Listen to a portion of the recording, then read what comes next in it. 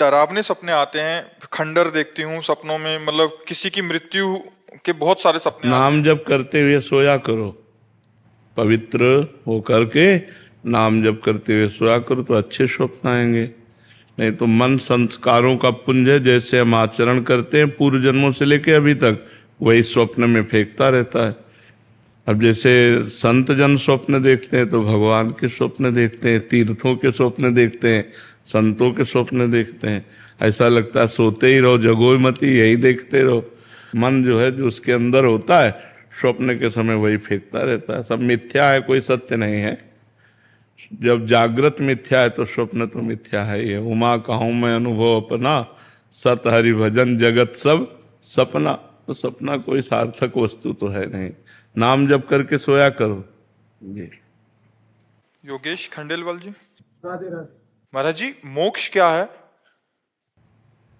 समुद्र में जैसे तरंग प्रकट होती है वायु विकार के कारण, और वायु विकार नष्ट हुआ तो तरंग समुद्र में लीन हो गई, समुद्र बन गई।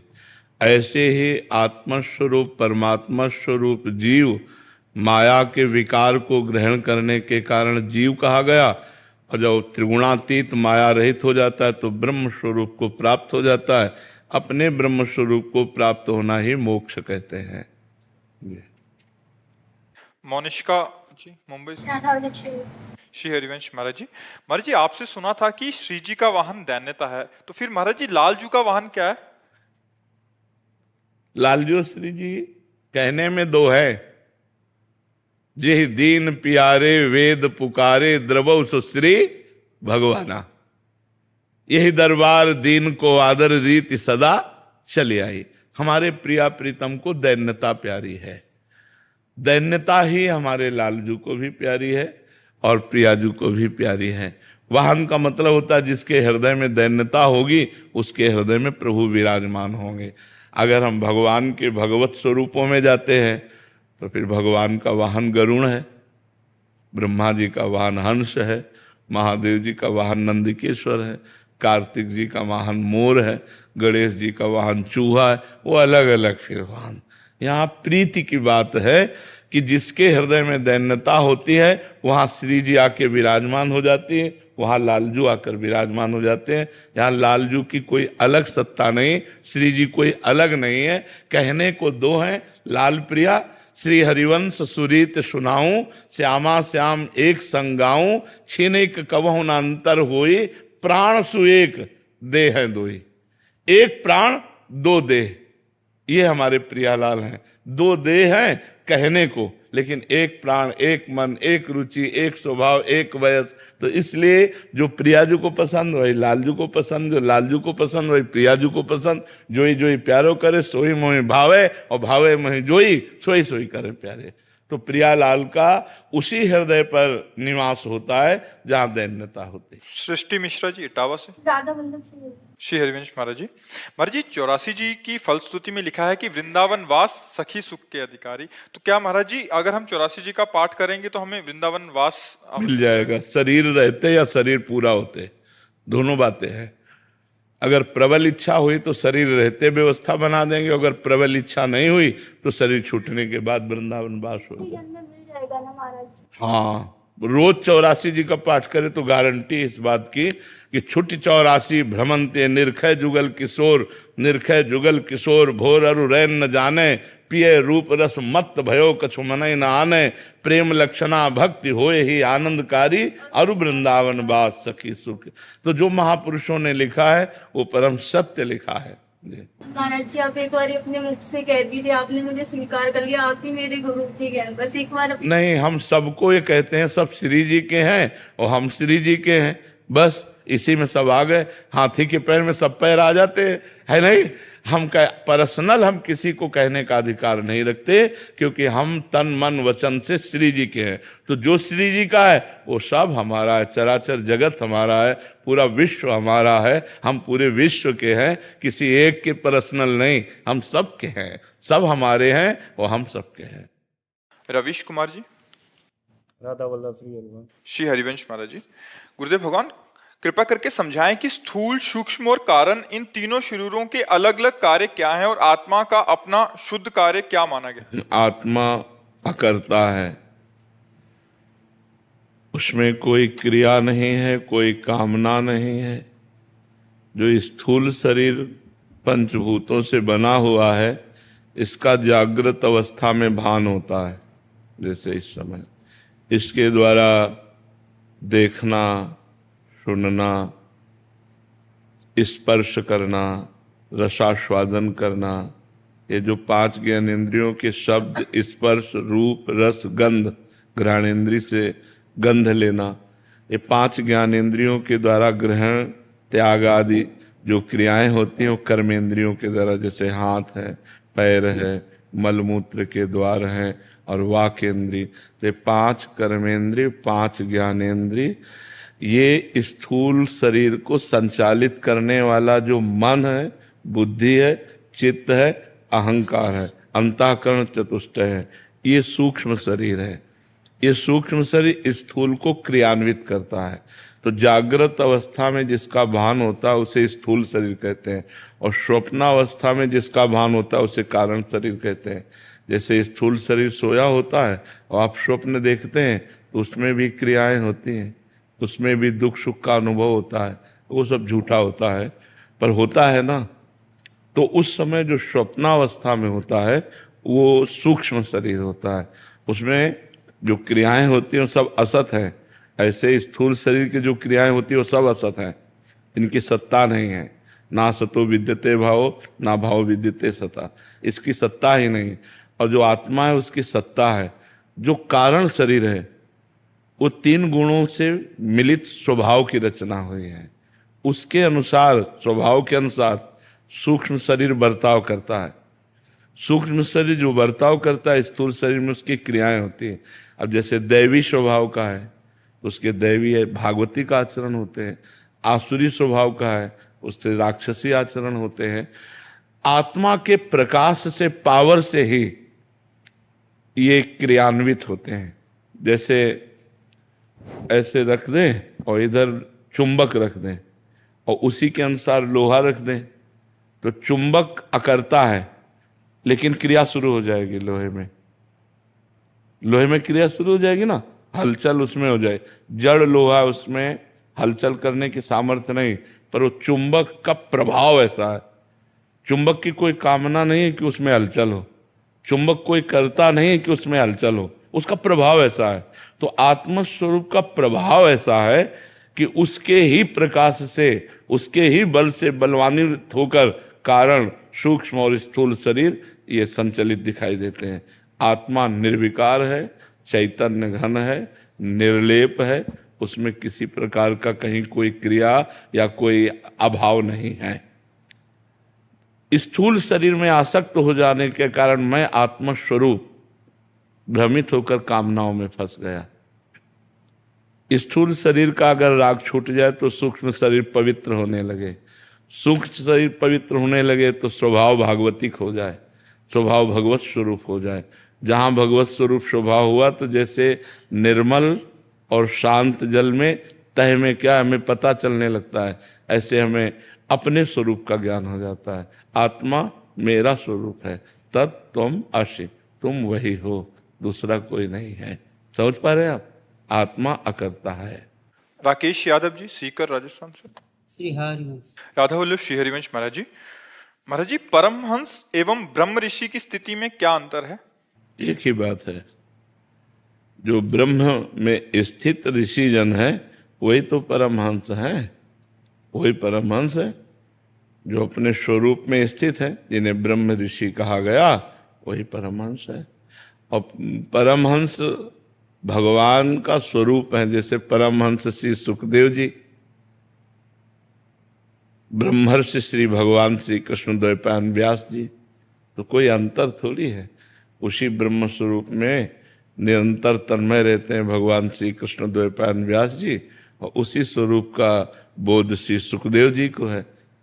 वो दिगंबर रहते हैं, 16 वर्ष की अवस्था, हर समय अपने आत्मस्वरूप आत्मलाभ से संतुष्ट परमहंस श्री सुखदेव जी महाराज। ऐसे ही परमहंस हैं जनक जी महाराज, जो सुखदेव जी के भी गुरु हैं, पर वो राजा रूप में बैठे हैं, राजकाज परिवार सब, वो परमहंस के गुरु हैं, परमहंस श्री सुखदेव जी महाराज के गुरु हैं। तो स्थिति जो आत्म स्वरूप में गाढ़ स्थिति है, वही परमहंस स्थिति है। परमहंस किसी बाहरी वेश या बाहरी किसी परिवेश को नहीं कहते, परमहंस स्थिति होती है। तो वही जो ब्रह्म को तदात्म भाव से अनुभव कर लिए हैं, वही परमहंस है, वही ब्रह्म ऋषि है।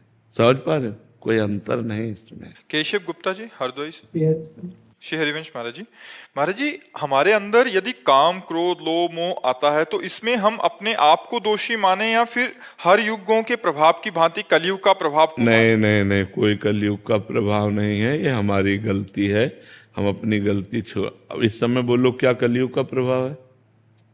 इस समय आप बताओ क्या कलयुग का प्रभाव है? जहां हम भागवतिक वातावरण, जहां भगवान नाम कीर्तन, जहां भगवत चिंतन, वहां कहाँ कलयुग? अब कलयुग है उसके स्थान है, कलयुग के स्थान है मदिरा पीना, परस्त्री गमन करना, हिंसा करना, जुआ खेलना, चोरी करना, परधन अपहरण करना, झूठ बोलना, यही सब है। अगर ये नहीं है तो कलयुग नहीं है, अगर ये है तो तुम्हारी बुद्धि भ्रष्ट हो जाएगी। इन दोषों से बचो।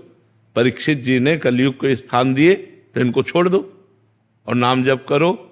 नाम जप से कलयुग का प्रभाव नष्ट हो जाता है, जो कुप्रभाव होता है। और कलयुग समयुग आन नहीं, हाँ, जो नर कर विश्वास, गाय राम गुण गण विमल, भव बिन तरह प्रयास। कलयुग के समान कोई युग नहीं, इसमें बहुत कम समय में भगवत प्राप्ति हो जाती है। गुरु जी, वाणी गुणान कथने श्रवणम कथायाम हस्तौ च कर्मस मनस्तव पादिवर्ण स्मृत्याम शिरस्तव निवास जगत प्रणामे दृष्टि सताम दर्शनस्तु भगवत। तो ये हमारा भाव, और हमें भगवत प्राप्ति कैसे इसी में हो जाएगी, इसी में हो जाएगी। एक श्लोक को यदि जीवन में उतार लो ना, तो ये श्लोक ही भगवत स्वरूप है। वाणी गुणानुकथन है, गुण भगवान के जो दिव्य लीला चरित्र है, हमारी वाणी कभी अन्य वार्ता ना करे, केवल भगवान का ही स्मरण करते हुए भगवान की नाम गुण लीला, ये एक ही है। नाम कीर्तन करना, गुण कीर्तन करना, नाम कीर्तन सुनना, गुण कीर्तन सुनना, ये बहुत बड़ा साधन है भगवत भक्ति का। वाणी गुणानुकथने श्रवणो कथायाम, भगवान की नाम कीर्तन गुण कीर्तन कथन करना और सुनना और स्मृत्या। यदि हमारा स्मरण चल जाए तो जब हम कथन श्रवण करते हैं तो स्मरण वही बनता है जो हम कथन श्रवण करते हैं। यदि हम भगवान की लीला गुण का कथन श्रवण करते रहें तो हमारी स्मृति वही हो जाएगी, और चराचर जगत भगवान का स्वरूप है ये मान करके प्रणाम करता रहे। इससे बड़ा कौन सा साधन हो सकता है? निरंतर भगवान का नाम जप, गुणों का गायन और श्रवण, और भगवान की स्मृति में तन्मय, सारा जगत भगवत स्वरूप है, सब प्रणाम नमस्कार करता रहे। जो सामने आवे जड़ चैतन्य, सब में भगवान है, निश्चित भगवत प्राप्ति हो जाएगी। एक भी संशय नहीं, एक श्लोक उतार ले भगवत प्राप्ति हो जाएगी। सुनील कुमार जी अफ्रीका से। राधे राधे। राधे राधे महाराज जी, अध्यात्म मार्ग में सत्य क्या है? सत्य ही अध्यात्म मार्ग है। अध्यात्म मार्ग में सत्य क्या है? सत्य ही अध्यात्म मार्ग में सत्य क्या नहीं है? सत्य ही अध्यात्म मार्ग है। ना सतो विद्यते भावो, ना भाव विद्यते सता। सत्य का कभी अभाव नहीं, वही अध्यात्म है। सत्य ही अध्यात्म है और सब मिथ्या है। ब्रह्म सत्यम जगन मिथ्या। जो सत्य है वही ब्रह्म है, जो मिथ्या है वही जगत है। अध्यात्म ही सत्य है, सत्य ही अध्यात्म है। अध्यात्म में क्या सत्य है? नहीं, अध्यात्म ही सत्य है, सत्य ही अध्यात्म है। समझ पा रहे? ब्रह्म ज्ञान और ब्रह्म तत्व। शक्कर का बनाने की प्रक्रिया जान लेना और शरबत बना के पीना,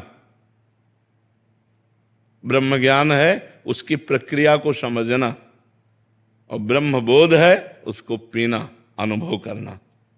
ब्रह्म ज्ञानी शास्त्रों मिल सकते हैं, लेकिन ब्रह्म बोध ये कोई बिरला ही मिल सकता है, जैसे आत्मबोध हो। वेदांत पढ़ के पढ़ा लिखा वेदांत का वर्णन कर सकता है, लेकिन वेदांत तत्व का अनुभव करने वाला कोई बिरला ही होता है।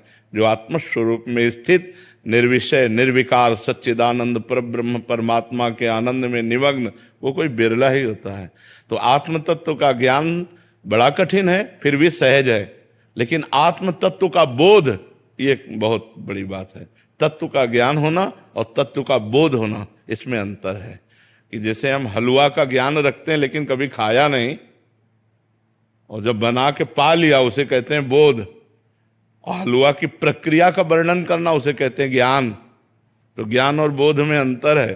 किसी वस्तु की प्रक्रिया का ज्ञान होना और किसी वस्तु का रसास्वादन करना, दोनों अलग अलग है। तो ब्रह्म आत्मज्ञान अलग है और आत्मबोध अलग है। ज्ञान तो बहुत को हो सकता है, आत्म तत्व तत्व वही बोध, बोध का मतलब होता है उसी तत्व का बोध होना। और जब बोध हो जाता है तो दूसरा कोई है नहीं। सर्वम खलमिदम ब्रह्म ने नानास्ति किंचन, एक ही परमात्मा केवल है, वही आत्मा है, दूसरा कोई है नहीं।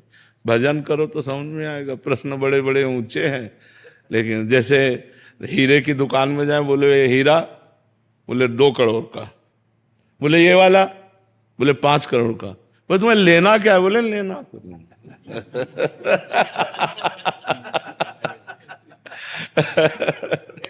संत भगवान का प्रश्न है महाराज जी, ईश्वर की प्राप्ति कैसे करें महाराज? सबसे पहला उत्तर है प्रथम श्रद्धा। प्रथम हृदय श्रद्धा जो करे, आचार्यजन जाय अनुसरे। पहले श्रद्धा प्रकट करे और किसी महापुरुष का आश्रय ले। अगर भगवत प्राप्ति करनी है तो प्रथम श्रद्धावान लभते ज्ञानम तत्परा संयतेन्द्रिया ज्ञानम लब्ध्वा पराम शांति मचिरेणाधिगच्छति। श्रद्धा प्रकट करे गुरुजनों के प्रति, संत महापुरुषों के प्रति, शास्त्र के प्रति, शास्त्र का स्वाध्याय और संतों का संग, और उनकी वाणी से जो हमें ज्ञान हुआ उससे हम प्रयोग करें। अपनी इंद्रियों को असत मार्ग से हटाकर सत मार्ग में चलाएं। गंदे भोगों से बचा करके भगवान के चिंतन में हर इंद्री को, मन को संकल्प विकल्प रहित करें, जो भोगों के प्रति संकल्प विकल्प करता है, और निरंतर अंदर भगवान का चिंतन चले। अनन्य चेता सततम यो माम स्मरति नित्य सा तस्याहम सुलभा पार्थ नित्य युक्तस्य योगिना। मैं उसके लिए सुलभ हो जाता हूं जो निरंतर मेरा अनन्य भाव से चिंतन करता है। अंदर निरंतर भगवदाकार वृत्ति हो व्यवहार करते समय भी।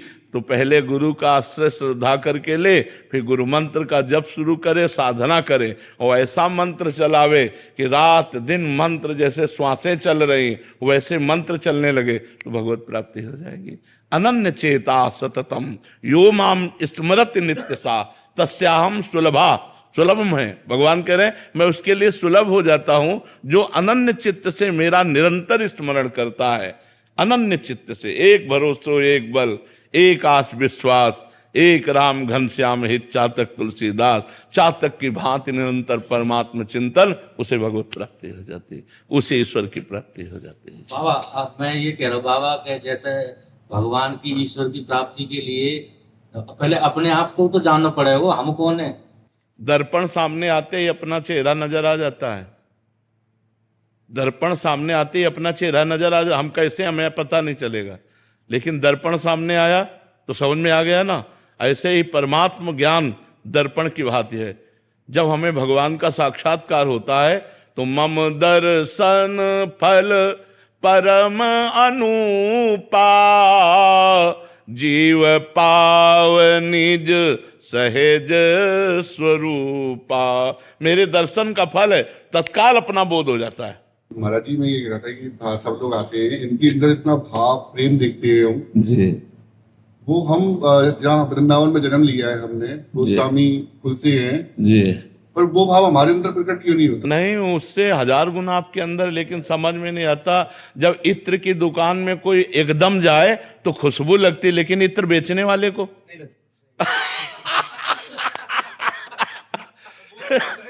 नहीं आप नहीं। जैसे आप बताया ना कि इत्र की दुकान के यार बहुत कुछ, लेकिन जो इत्र बेच रहा है, आप इत्र बेचने वाले हैं। आप वृंदावन वासी भगवत स्वरूप है। अब आपको लीलाओं का चिंतन हो तब आनंद मिले। अब कोई नया इत्र खुले बढ़िया तो उसको लगेगा अब ये जिस लेवल में आनंद ले रहे हैं उस लेवल को आप पार कर चुके हैं। आप वृंदावन वासी हैं, यहाँ के जन्म लेकर के रात दिन आराधना में तत्पर हैं। अब आपको लीला चिंतन का सुख मिले तो समझ में आएगा। अब 100 ग्राम की लेवल हो चुकी है, अब आप 200 ग्राम में बढ़े तब समझ में आएगा। ये मानना कि हम वृंदावन वासी हमारे अंदर आनंद नहीं, आपका आनंद लेवल बढ़ गया है, आपका आनंद लेवल है। आप भगवत धाम वासी हैं, निरंतर शिव और हरि की उपासना करते हैं, तो आपके आनंद की क्या महिमा का वर्णन करें। हमारे वृंदावन में अगर वास है, हम लोगों का मथुरा वास है, तो ये प्रभु की कृपा ही है। बिल्कुल। श्री राधिका जिनको वृंदा विपिन है, कृपा तिनय की होए, वृंदावन में तवै तो रहन पाई है सोए। बिना लाडली लाल की कृपा के वृंदावन वास हो ही नहीं सकता। हाँ मित वाल्मीकि जी। राधे राधे गुरु जी। राधे राधे महाराज जी। महाराज जी, हमारी पुरातन संस्कृति का वर्तमान भौतिकवादी परिवेश में सामंजस्य कैसे बिठाया जाए महाराज जी? नहीं बैठ सकता, नहीं बैठ सकता। कैसे बैठेगा आप बताओ? जहां चरित्र की प्रधानता है जिस संस्कृति में, वहां चरित्रहीन की कैसे बात बन सकती है? नहीं, हम तो कई बार सुना चुके हैं, कभी ये बात बता चुके हैं, money is lost, nothing is lost, health is lost,